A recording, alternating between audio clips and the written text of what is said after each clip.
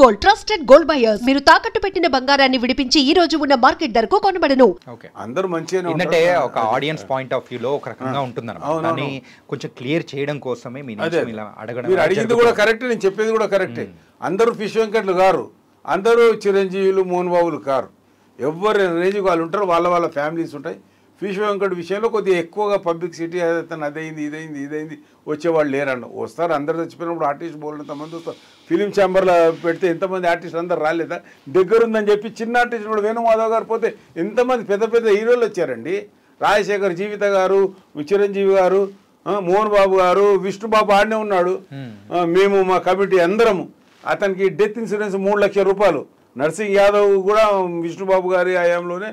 అదైతే నరేష్ గారు మేమందరం మాట్లాడి ఆయనకు 3 లక్షల రూపాయలు death insurance special insurance Narsing యాదవ్కు, వేణుమాధవ్కు ఇలా ఇచ్చాం. మేము చాలామంది ఆర్టిస్టులకు ఇచ్చాం.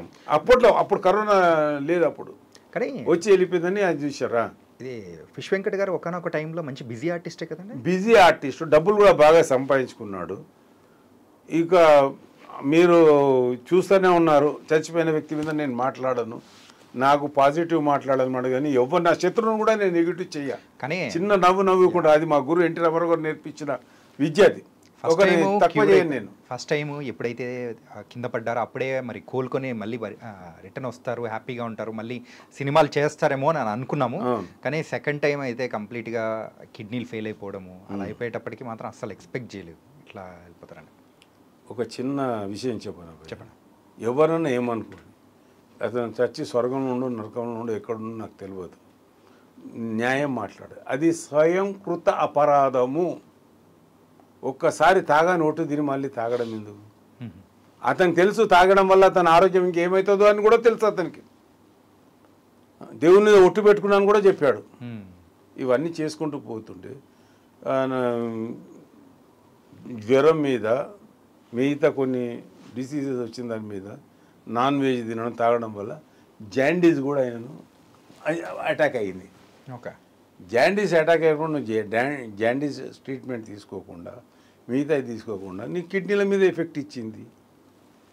నువ్వు అవన్నీ చూసుకున్న తర్వాత కూడా నువ్వు అక్కడి నుండి ఇక టైం వచ్చింది ఆయనది. ఇక మనం ఏం చెయ్యలేం భయ్యా, అది ఎక్కువ మనం మాట్లాడలేము. ఎందుకంటే ఆయన ఎప్పుడైతే మాలో మెంబర్ కమ్మంటే డిలే చేశాడో అతనికి అప్పుడే అది అయిపోయింది.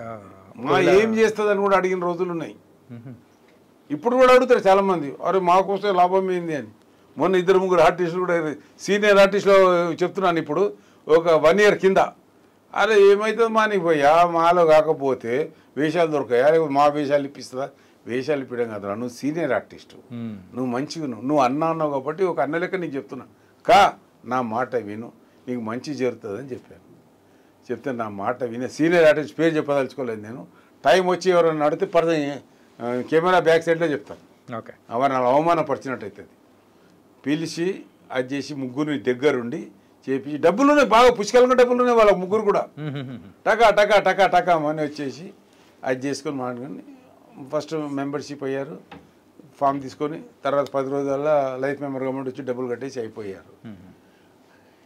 అయిపోయాక నేను వాట్సాప్లో ఇచ్చా, వీళ్ళు మళ్ళీ మా మెంబర్ అయ్యారు ఇదే అని చెప్పి 1000 మంది ఆర్టిస్టులకు పంపించాను నేను. నా వాట్సాప్లో ఉంటారు. కంగ్రాచులేషన్స్ భయ్యా, నువ్వు ఇప్పటివరకు కాలేదా, నువ్వు ఏం మనిషివి అని వాళ్ళు రిప్లై కామెంట్స్ పెట్టారు. మళ్ళీ నాకు పోయి, అన్నా నువ్వు పెట్టినావు ఇట్లా అయ్యింది ఇది అని వాళ్ళు ముగ్గురు అడిగారు. మీరు దాన్ని తప్పుగా తీసుకోవద్దు. ఇంతకుముందు మీరు తక్కువ ఉన్నప్పుడు వచ్చి ఫామ్ తీసుకువెళ్ళారు, కానీ మళ్ళీ ఇవి ఇవ్వలేదు. మీరు 10 ఏళ్ళ కింద తీసుకున్నారు వాళ్ళు ఫామ్స్ గిట, కానీ ఇట్లనే కాలేదు వాళ్ళు. ఈరోజు గట్టి నేను పట్టి పిలిపి చెప్పించాను. అయితే నీవు తర్వాత వాళ్ళకు ఇప్పటికైనా మీరు వచ్చారని మిగతా మెంబర్స్ వాళ్ళకు కంగ్రాచులేషన్ చెప్తే, అన్న నీకు ఎప్పటికీ రుణపడి ఉంటాం మేము, నువ్వు పిలిచి మాలో మెంబర్షిప్ చేయించావు, 1,00,000 రూపాయలు ఎందుకు వేస్ట్ అని అనుకున్నాం, కానీ అది వేస్ట్ కాదన్న, మా జీవితానికి సపోర్ట్ అది అని వాళ్ళే నన్ను అప్రిషియేట్ చేశారు. మళ్ళీ కానీ అక్కడ అంటే మూవీ ఆర్టిస్ట్ అసోసియేషన్ విషయానికి వచ్చేటప్పటికి అందరూ ఒక ఆసరాగా ఉంటారు అందులో ఉంటే అని మీరు చెప్తున్నది మాత్రం చాలా బాగుంది. కాకపోతే అక్కడ ఇన్వాల్వ్ చేసుకోలేకపోవడము అది ఆయన చేసిన తప్ప. ఓకే సార్, మరి సపోర్ట్ అంటే ఇలాంటివన్నీ వస్తూ ఉంటుంది. అయితే ఎవరైనా కానీ ఆర్టిస్ట్ అయిన తర్వాత ఏంటి ఇలా అంటే చివరికి వాళ్ళ చివరి దశ వచ్చేటప్పటికి డబ్బులు లేకోకుండా ఇలాంటి ఇబ్బందులు పడడం అనేది కొంతమంది బయట వాళ్ళు చూస్తూ ఉంటే ఏంటి ఇలా ఉంటుందా అని అనే వాళ్ళకు మీరు సమాధానం ఏం చెప్తారు? భయ్య అందరూ అలా ఉండరు.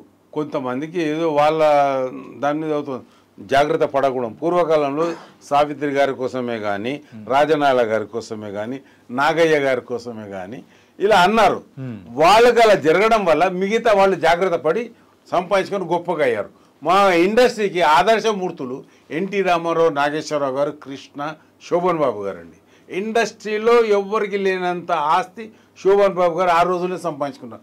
ఎందుకంటే మిగతా వాళ్ళని చూసి ఆయన ఒక ఇన్స్పిరేషన్ తీసుకుని నేను నా కుటుంబం అలా కావద్దని. కానీ ఇండస్ట్రీకి ఆయన వచ్చినప్పుడు ఒక్క పూట భోజనం దొరకడం కూడా శోభన్ బాబు గారికి కష్టంగా ఉండదని ఆయనే చెప్పారు. పాండి బజార్లో టీ తాగి ఒక చిన్న బిస్కెట్ తిని మార్నింగ్ టిఫిన్ సరిపెట్టుకునే వాళ్ళమని పెద్ద పెద్ద ఆర్టిస్టులు వాళ్ళ పేర్లు చెప్పాను నేను. అదే మాకు ఆ రోజు ఆనందం. దొరకని రోజున కూడా ఎవరు టీ దాపిస్తాడని చెప్పి అక్కడికి వెళ్ళి పార్ట్నర్షిప్, ఆ రోజులు అంటే ఒకరికొకరు సాయం చేసి తాగేవాళ్ళు. 5 పైసలు ఉండేది టీ బిస్కెట్స్ అవి. అలా ఒకరికొకరు హెల్ప్ చేసుకునేవాళ్ళు. ఎక్కడెక్కడో రాష్ట్రాల నుంచి జిల్లాల నుండి వెళ్ళి మద్రాసులో టీ నగర్లో ఉండేవాళ్ళు వీళ్ళు. ఒకరికొకరు హెల్ప్ చేసుకునే అవకాశం ఉంది. ఇప్పుడు హైదరాబాద్కి వచ్చాము, అందరు ఎవరి ఫ్యామిలీస్ వాళ్ళకు ఉంటాయి. ఒక డబ్బు ఎవరికి చేదు కాదు. రేపొద్దు నాకు ఆ పరిస్థితి రావద్దు అని అందరు జాగ్రత్త పడుతూ ఉన్నారు. మున్పట్లకి దాన ధర్మాలు చేస్తాడు లేదు. నాగయ్య గారు జీవితమే దానం చేసేసాడు. ఎన్టీ రామారావు, నాగేశ్వరరావు గారు, కృష్ణ, శోభన్ గారు తెలియకుండా గుప్త దానాలు బోల్డని చేశారు. ఎందుకంటే వాళ్ళు దానాలు చేస్తున్నారని చెప్తే లైన్ కడతారు. గుప్త దానాలు చేశారు, వాళ్ళు చేయలేదు కానీ అందరూ చేశారు. ఈరోజు కూడా చిరంజీవి గారు, బాలకృష్ణ గారు, వెంకటేష్ బాబు, నాగార్జున బాబు, మోహన్ బాబు, ఎంతోమందికి ఎన్నో విధాల వాళ్ళ పరిధిలో. మురళీమోహన్ గారు ఆయన 50 మంది స్టూడెంట్స్కు ఏమంటారు అది స్కాలర్షిప్ ఇస్తున్నాం చెప్పారు. ఆయన చెప్పలేదు, ఇంకో 50 మంది వస్తే కష్టమవుతుంది అని చెప్పేసి తక్కువ మందికి ఇద్దాము, మంచిగా చదివిద్దాము. కానీ మన శక్తి ఉన్నంత వరకు చేశారు. అందరూ చేస్తున్నారు. ఇంట్రెస్ట్ ఎవరు చేస్తలేదని కాదు, వాళ్ళ ఇప్పుడు మనం వెళ్తుంటే ఒక కాళ్ళు చేతులు లేని వాళ్ళు వచ్చి సార్ అంటారు కార్ దగ్గర. మన గోసనిపించి ఒక 50 20 వాళ్ళకి వేస్తాం. అది మన స్తోమత. అదే పెద్ద హీరో విషయం తీసి ఒక 1000 500 అట్లా వేస్తాడు. ఆయన వేసినట్టు మనం వేసుకుంటూ పోతే రేపు పొద్దున ఆ పొజిషన్కి మనం వచ్చేస్తాం. సారు అన్నగారు అంటాం. అది కాకుండా జాగ్రత్త పడుతున్నారు ఆర్టిస్టులు. మునుపటి రోజులు వేరు, ఇప్పటి రోజులు వేరు. ఓకే, ఈ విషయం అనేది కూడా పక్కన పెట్టేద్దాం. మరి కోట శ్రీనివాసరావు గారు ఏంటంటే ఎన్నో గొప్ప వేషాలు అనేది కూడా వేసి ఇలాంటి గొప్ప ఆర్టిస్ట్ మన మధ్యలోంచి వెళ్ళిపోవడం అనేది కూడా చాలా బాధ అనిపించింది. ఆయనతో మీ అసోసియేషన్ కానీ అంటే ఎలా ఉండింది, అంటే ఆయన వెళ్ళిపోవడం అనేది మీకు ఎలా అనిపించింది ఏంటి? నేను చాలా బాధపడ్డాను. వెళ్ళాను. మార్నింగ్ 10 నుంచి ఈవినింగ్ ఆయన మన మహాప్రస్థానికి తీసుకెళ్ళక అక్కడే ఉన్నాం ఇంటి దగ్గరనే. హీరోలు అందరూ వచ్చారు చాలామంది. వెంకటేష్ బాబు ఎంతో మందికి దగ్గర వ్యక్తి ఉన్నాడు. చాలా గొప్ప వ్యక్తి అండి. ఏదున్నో నిర్మోమటంగా ముఖం ముందర మాట్లాడతాడు, జోకులు వేస్తాడు. ఆ జోకులలో కఠినంగా బాణాలు గుచ్చుకుంటాయి, కానీ ఆ బాణాల్లో నుండి తేనె వెళ్తుంది, రక్తం వెళ్ళదు, తేనె వెళ్తుంది. ఆ విధంగా సరదాగా ఉండి అందరితో జోకులు కట్ చేస్తుంటాడు. ఏ మాటనా నువ్వు మాట్లాడు, దానికి పర్యాయ పదాన్ని జోక్గా అది చేస్తాడు. అది చిన్న జోక్ చెప్తాను మీకు.